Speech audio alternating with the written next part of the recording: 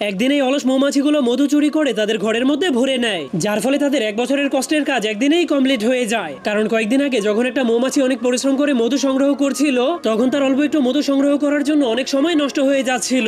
এরপর সে যখনই সেই মধুটুকু নিয়ে বাড়িতে যাচ্ছিল, তখনই সে রাস্তায় একটা টেবিলের উপরে অনেকগুলো মধু দেখতে পায়। যা দেখার পর তার মাথায় একটা আইডিয়া আসলে সে জলদি করে তার বাড়িতে যেতে শুরু করে দেয়। কিন্তু তখনই সে রাস্তায় একটা গাড়ি দেখার পর ট্রাফিক নিয়ম মানার জন্য থেমে যায়। এরপর সেই গাড়িটা চলে যাওয়ার পর সে তার বাড়িতে পৌঁছে যায়। এরপর সবাইকে অনেক জোরে জোরে ডেকে ঘর থেকে বাইরে বের করে সেই মধুর ব্যাপারে বলতে শুরু করে। যা শোনার পর সবগুলো মৌমাছি অনেক খুশি হয়ে তার সাথে সেই মধু চুরি করার জন্য যেতে শুরু করে। কিন্তু রাস্তা দিয়ে গাড়ি আসতে শুরু করলেই সবগুলো মৌমাছি থেমে যায়। এরপর সেই গাড়িটা চলে যাওয়ার পরেই তারা ফুল স্পিডে সেই মধুর দিকে যেতে শুরু করে দেয়, কারণ তারা সেখানে যেতে দেরি করলেই সেই মধুগুলোকে অন্য কোনো মৌমাছির দল এসে চুরি করে নিয়ে যাবে। কিন্তু তারা সেখানে পৌঁছানোর পর মধুটাকে পেয়ে অনেক খুশি হয়ে যায়। এরপর জলদি করে সেই মধুর ভারী জারটাকে চুরি করে সেখান থেকে পালাতে শুরু করে দেয়। কিন্তু সেই মধুর বাটিটা অনেক ভারী হওয়া সত্ত্বেও তারা ট্রাফিক নিয়ম মানার জন্য